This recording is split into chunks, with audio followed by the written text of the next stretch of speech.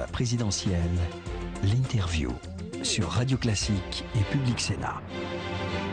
Eh bien, nous sommes ravis de vous retrouver comme tous les débuts de semaine. Bonjour mon cher Gilles sur Public Sénat et sur Radio Classique.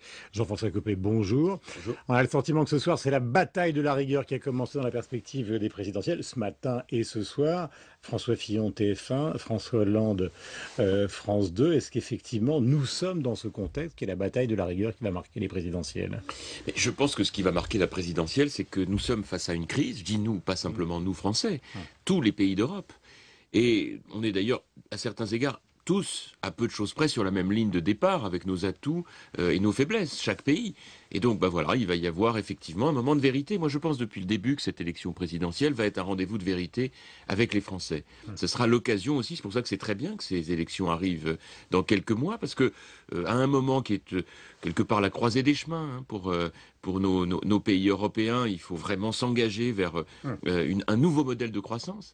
Eh bien, c'est bien que cette élection présidentielle soit l'occasion pour les Français de dire de quel côté ils considèrent que nous devons aller. Alors, il y a de telles différences entre le PS et nous que c'est une bonne manière de voir les choses. On va aborder tous les problèmes. Il y a l'aspect bataille médiatique. Hollande-Fillon ce soir. Il y a l'aspect qu'y a-t-il exactement dans le plan. Il y a des précisions peut-être à apporter ce matin avant l'intervention de François Fillon. Puis évidemment les critiques trop, pas assez, préjudiciables ou pas pour l'économie. Commençons par, j'allais dire, la bataille médiatique. Le fait que François Hollande soit dans Libération ce matin, qu'il critique la politique fiscale de Nicolas Sarkozy en disant qu'il n'est pas l'apôtre de la rigueur, qu'il soit ce soir effectivement à la télévision. Est-ce que vous considérez que vous avez là un adversaire crédible ? Pour moi, le problème n'est pas... sa crédibilité, je vais pas la mesurer au nombre d'interviews qu'il fait à Libération. Pour moi, le vrai sujet n'est pas là. Mais il est face à François Fillon ce soir, c'est un... Oui, il est face, ils sont pas sur la même chaîne. Non, ils sont pas sur la même chaîne. Ah oui, d'accord. Oui, face à face, ça veut dire être sur la même chaîne et accepter effectivement de discuter au fond des arguments. Alors, disons les choses telles qu'elles sont. Pour moi, le vrai rendez-vous de crédibilité ne va pas se mesurer au nombre d'interviews que fait François Hollande. Il va se mesurer à la capacité de François Hollande d'assumer. Voilà, je dis les choses telles que je le pense. Or, il y a au moins 3 questions qui me viennent à l'esprit sur lesquelles François Hollande est aujourd'hui incapable de répondre. Qu'est-ce qu'il fait sur le retour à la retraite à 60 ans, qui est un des grands engagements du Parti socialiste et de François Hollande lui-même, qui a été très ambigu. Qu'est-ce que François Hollande fait sur les créations d'emplois publics? Il nous propose, s'il est président de la République, 60 000 postes supplémentaires dans l'éducation nationale. Ça veut dire 7,5 milliards sur 5 ans. Et enfin, ce matin, dans Libération, il dit que ça pose un petit problème parce qu'il manque de vocation dans ce domaine. On a l'impression qu'il... Enfin, c'est une impression. Non, mais écoutez, excusez-moi, les impressions, c'est bien gentil. Maintenant, il nous faut des réponses. Et troisièmement, qu'est-ce qu'il fait sur le nucléaire? Est-ce qu'il confirme qu'il va mettre à bas la filière nucléaire française avec ce que cela constitue d'excellence pour nos ingénieurs, pour les milliers de salariés qui travaillent dans cette filière, et d'autre part pour la facture énergétique des Français. Voilà au moins 3 sujets sur lesquels moi je considère utile d'interpeller François Hollande, parce que c'est des marqueurs clés. Les retraites, les postes de fonctionnaires et le nucléaire. Question, Gilles Leclerc. Jean-François Copé, sur le plan de rigueur du gouvernement, d'abord, est-ce que vous avez été dans le dispositif? Est-ce que vous avez proposé des mesures? Est-ce que pour vous, ce plan-là va suffire à tenir jusqu'à la présidentielle et à garder notre triple A? Est-ce que c'est le vrai plan de rigueur par rapport à ce qui s'est passé au mois d'août? Écoutez, moi j'ai eu naturellement un certain nombre d'échanges dont je ne dirai rien, comme vous pouvez l'imaginer, avec le président de la République, avec le Premier ministre, avec le ministre François Baroin. Ce plan sera annoncé aujourd'hui. Je ne le commenterai pas avant qu'il soit annoncé, vous le comprendrez. La seule chose que je peux dire, c'est que je crois que nous sommes effectivement à un moment clé. Il est absolument essentiel pour un pays leader comme la France, dont vous avez pu mesurer la semaine dernière combien le tandem que Nicolas Sarkozy forme avec Angela Merkel est vital dans cette Union européenne et notamment dans cette zone euro où nous n'avons pas encore de gouvernance politique, même si on est sur la voie de la constituer. Il est vital que la France soit en première ligne dans ce qu'il est nécessaire de faire pour inventer en fait un nouveau modèle de croissance. Pendant des décennies et des décennies, ce modèle de croissance était adossé, il faut bien se le dire, sur la dette, sur la dépense publique supplémentaire. Et bien demain, il faudra qu'il le soit sur plus de travail, plus d'innovation, plus d'investissement, plus d'exportation, à l'image d'ailleurs du modèle allemand. Donc pour la première fois, on touche aux dépenses. Ça, c'est quelque chose de nouveau à vos yeux? Enfin, écoutez, moi je suis depuis bien longtemps adepte de cette idée selon laquelle on ne doit pas exclusivement réduire les déficits avec des hausses d'impôts, parce que ça peut casser la croissance. Je pense qu'il faut effectivement réduire un certain nombre de dépenses publiques dont je considère qu'elles n'ont plus la même efficacité qu'avant et donc qu'elles ne stimulent plus la croissance de la même manière. Je pense en particulier aux collectivités locales. L'emploi public dans les collectivités locales, qui pour bon nombre d'entre elles sont tenues par les socialistes, je pense aux régions ou aux départements, l'emploi local a explosé, alors que dans le même temps il diminuait, vous le savez, pour l'État, grâce à la mesure décidée par le président de la République. Alors pourquoi ne pas aller plus loin sur les fonctionnaires et le non-remplacement? Ah bah non, mais nous on a fait, je dirais, pour ce qui concerne l'État, le travail a été fait.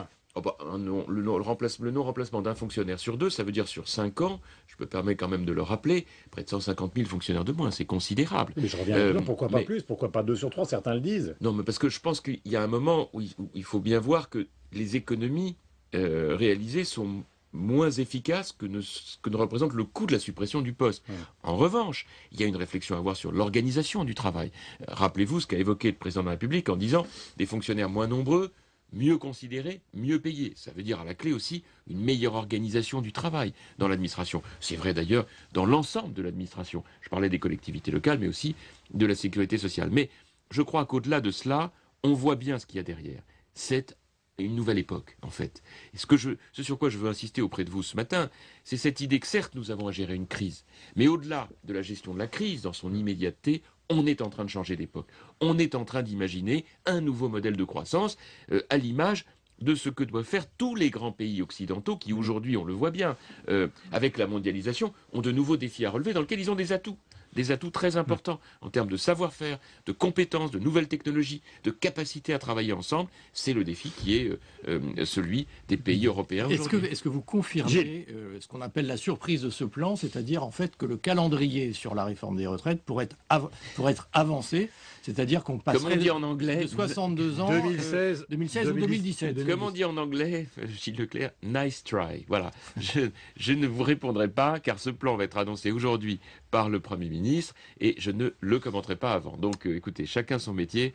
Les journalistes tentent du mieux qu'ils peuvent de connaître avant, c'est normal, mais il sera annoncé. Vous pensez que ce serait une bonne piste puisque donc vous écoutez, il y a un sourire. Écoutez, je ne vous dis rien de plus à ce stade. Sachez juste une chose, c'est que nous voyons derrière cela une invitation pour l'ensemble des Français à une réflexion de fond pour changer notre modèle de croissance et aller chercher la croissance désormais avec la qualité, la compétence de chaque Française et de chaque Français et pas simplement de déficits qui en réalité se reporteront sur les générations futures. Et ça, aujourd'hui, on l'a vu avec la crise de l'euro, qui n'est d'ailleurs pas la crise de l'euro, mais la crise des dettes souveraine, eh bien, c'est indispensable. Alors, petite question, mais importante. La TVA intermédiaire à 7, beaucoup de gens disent, notamment dans la restauration, c'est un renoncement concernant Nicolas Sarkozy. Et quant à la hausse de l'impôt sur les grandes sociétés, il y a beaucoup d'économistes ce matin dans les journaux qui disent finalement les grandes sociétés, ils vont réintégrer dans le prix des produits qu'ils nous offrent à tous l'augmentation des impôts que vous allez leur faire subir. Deux questions. Oui. Écoutez, d'abord, ne préjugeons pas de ce qui sera contenu dans le plan, mais enfin, vous savez, il ne faut pas trop répercuter non plus, parce que si on répercute sur les prix, on perd sa compétitivité. Donc, je crois qu'il faut trouver un bon équilibre.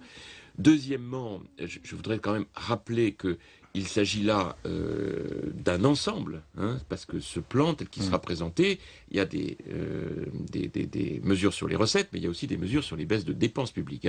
Donc c'est un ensemble, et je voudrais également dire que c'est tous les pays européens qui prennent aujourd'hui des mesures dans tous ces domaines en même temps, et que je crois que chacun doit donc l'avoir à l'esprit. Mais sur la TVA, il n'y a pas un renoncement concernant certains secteurs. Et je vous ai dit que je ne commenterai pas ce plan avant qu'il soit présenté, donc ne m'en demandez pas plus. Non, mais on peut réfléchir sur la perspective, oui, mais on n'est pas dans le détail. Non, mais bien sûr, je voudrais rappeler que ce qui aujourd'hui coûte le plus cher aux contribuables, c'est les déficits, et qu'à partir du moment où on veut les réduire, il faut bien trouver des recettes supplémentaires et baisser des dépenses. La grande critique de la gauche, c'est de dire c'est injuste, parce que c'est quelque chose qui finalement, plutôt que de taxer lourdement l'industrie financière, ça va taxer, disons, conséquemment l'ensemble des Français. Oui. C'est ça la grande critique de la gauche. Non mais d'accord, mais j'entends bien. Là, on n'est pas dans le détail. J'entends bien ces critiques. Elles viennent d'un parti qui a pour particularité d'être le seul en Europe à proposer un programme électoral avec 250 milliards d'euros d'augmentation de dépenses sur 5 ans. Bon, donc c'est vous dire combien on est à certains égards dans les deux infinis, comme aurait dit Blaise Chiffre Pascal. qu'il conteste. Il conteste totalement. Il le conteste, sauf qu'il le conteste de manière abstraite, parce que quand on rentre dans le détail, il ne conteste aucun des chiffrages que nous avons faits. 250 milliards d'euros sur 5 ans, c'est-à-dire 50 milliards par an. C'est très exactement ce que représente l'accumulation des 60 000 postes dans l'éducation nationale, des 300 000 emplois jeunes, du retour de la retraite à 60 ans pour certaines catégories et de tout ce qui va autour, l'allocation pour les jeunes jusqu'à 26 ans, etc. Alors, vous avez entendu Cahuzac, de toute façon tout ça n'est nul n'est non avenu, il va falloir que François Hollande fasse son propre plan. C'est quand même assez extravagant d'imaginer donc que les candidats aux primaires ont fait campagne pendant donc 2 mois, matin, midi et soir, sur toutes les antennes, sur la base d'un programme dont ils expliquent. Tout a changé.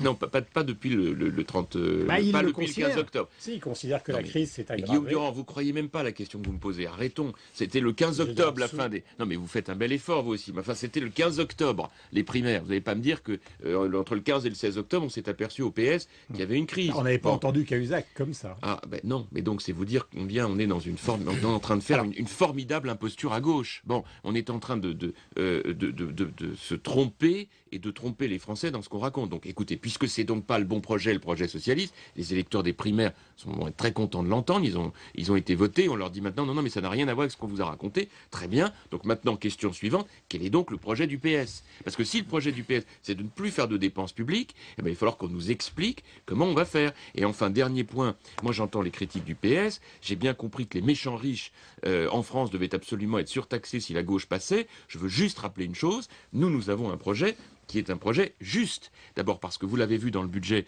il y a une surtaxation très importante des revenus des tranches supérieures, ça ne peut pas vous avoir échappé en tant que journaliste économique. Et deuxièmement, nous avons veillé à ce qu'il y ait des baisses de dépenses publiques. Je note qu'à l'heure où nous nous parlons, François Hollande, le monsieur dont vous lisez les tribunes dans les journaux, et qui va nous parler ce soir à la télé, je sais par avance qu'il va encore dire tout le mal qu'il pense de Nicolas Sarkozy, j'attends qu'une chose, moi.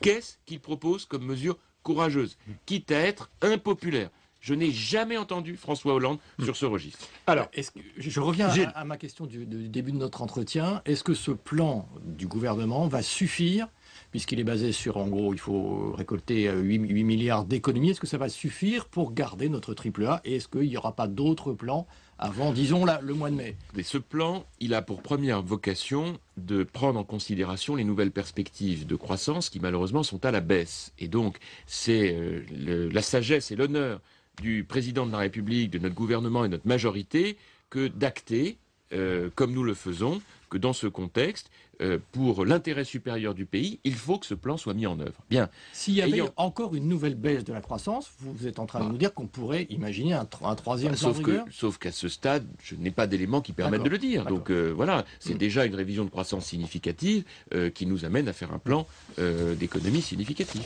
Puisque vous exprimez une solidarité que certains ont contestée avec l'ensemble de l'équipe autour du président de la République dans la perspective des présidentielles, comment espérez-vous, dans les semaines qui viennent, faire bouger les intentions de vote, les sondages qui sont quand même défavorables au chef de l'État? D'abord, c'est un vrai problème, vous avez devant vous quelqu'un qui a été élevé à l'école chiracienne, donc pour lequel les sondages ne sont pas le marqueur premier d'une campagne électorale. D'abord, moi je pars du principe qu'il ne faut pas trop les lire, parce que quand ils sont très mauvais, ils dépriment ceux qui se mobilisent, et puis quand ils sont trop bons, ils anesthésient. Regardez l'état de M. Hollande depuis qu'il a été élu candidat à la présidence de la République il y a 15 jours dans le dernier sondage avec 65% des voix. Depuis, on ne comprend plus rien de ce qu'il raconte. Bon, et pourtant, c'est pas faute qu'il parle, il parle tout le temps. Donc, j'invite chacun à ne pas trop regarder les sondages et à ne s'occuper que d'une chose, l'intérêt supérieur de notre pays et de chaque Française et de chaque Français. Nous sommes dans une période de turbulence majeure, mais aussi de mutation. C'est un nouveau modèle de croissance qu'il nous faut inventer. C'est dans une nouvelle époque que nous sommes en train de rentrer. Et c'est ça qui va faire remonter les sondages. Mais ou en tout cas, n'est pas là. La crédibilité. C'est pas le sondage qui m'importe. Ce qui m'importe, c'est l'élection présidentielle elle-même. C'est-à-dire le jour où les Français vont aller voter. Et ce jour-là, il faut qu'ils puissent le faire en connaissance de cause. Vous allez avoir 3 blocs. Le PS, l'UMP, l'extrême droite. Il appartiendra à chaque Français de voter en connaissance de cause à travers les projets que chacun d'entre nous le représentera. Et moi, je voudrais dire une chose. Cette campagne va